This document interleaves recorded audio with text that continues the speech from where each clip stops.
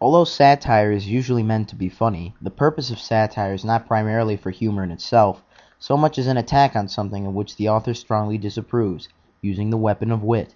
On our show, we want people to know we're just jealous, distracted, or have a different respective perspective from many other cultures, religions, and/or ethnic groups.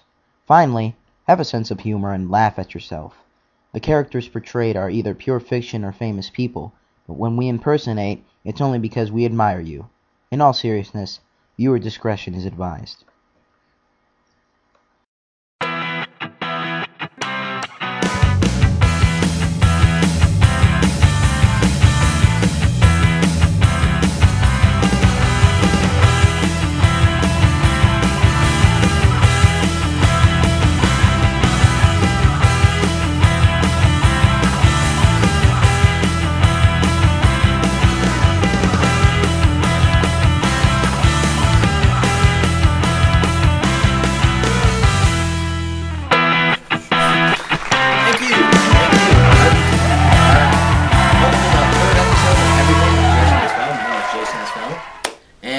Well, let's get started, huh?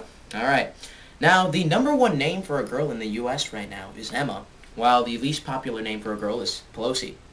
Yeah, alright. Okay. Yeah, I know that one sucked. I wrote that. Alright, let's go to the next one. I'm not making this up. This is true. A 42-year-old man in Nashville was caught wearing a thong and lingerie and was charged with burglary for breaking into a family's home. I mean, who could blame him? He was probably just trying to return the family jewels. I know. This is the part where you go, ooh, okay. Alright, oh, I hope you saw this yesterday. NBC held Jay Leno's last Tonight Show last night, so congrats to him. But what I noticed is when he started the show, his hair was black and the president was white, and now his hair is white and the president is black. So there you go. A Texas mayor resigns unexpectedly only because he's in love with another man. And when I heard this, the first thing that came to mind is, everything is bigger in Texas. Oh, God! It's really stupid. And I also wanted everybody to know, I'm going to take a vacation and go to my hometown of Columbia this summer in about 2 weeks. And the show will come back sometime in July. So I guess both me and Manny Ramirez are out for the summer. Alright! That was a little below the belt, but we're going to keep on going. Alright, tonight, on tonight's show, Cristian Castro, the new aristocrat for the show, is here. Greetings to him. What the hell was that? I don't know. Something's happening here at the studio. I think something flew over a window or something. I don't know. Screw it. I don't know. And also, musical guest Isaac Alquin is on the show tonight. He's a great man. Alright, now that I got my new band, Cristian Castro, take it away.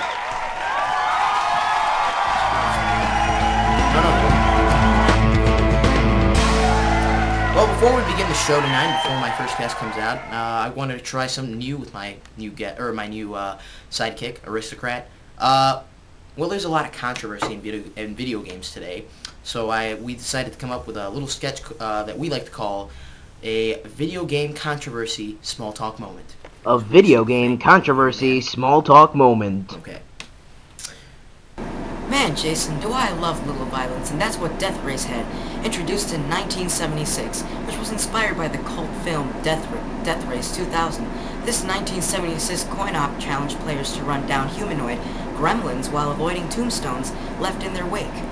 While its graphics seemed primitive by today's standards, it was labeled sick by countless media outlets, and earning it the title of the world's first controversial video game.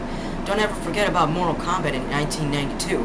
This legendary fighting game series hasn't been always enjoyed flawless victories, though its slick graphics and instantly iconic characters made it a breakout hit. Its sheer brutality and chilling fatalities made it an easy target for anti-violence crusaders. Eventually, the game was brought before Congress in hearings that led to the creation of the body that puts age certificates on games to this day, the ESRB. Sure, that sounds interesting. Do you even remember that game Postal in 1997? Naming a game after a slang term describing homicides by disgruntled U.S. postal employees during the 80s and 90s might be considered a lapse in judgment, which is exactly what the USPS saw when they sued the pants off the developers for trademark infringement. The case would eventually be tossed out of court. Even me so aroused calling Hot Coffee, the game's infamous sexually explicit minigame, a significant controversy is an embarrassing understatement for Grand Theft Auto San Andreas. The incident opened the floodgates of video game legislation, resulted in a massive recall and re-rating of San Andreas, and obliterated the 2005 fiscal earnings of Take-Two Interactive. Maybe they should have ordered tea. Holy trademark infringement! Isn't video game controversy so exciting? It sure is, Chris!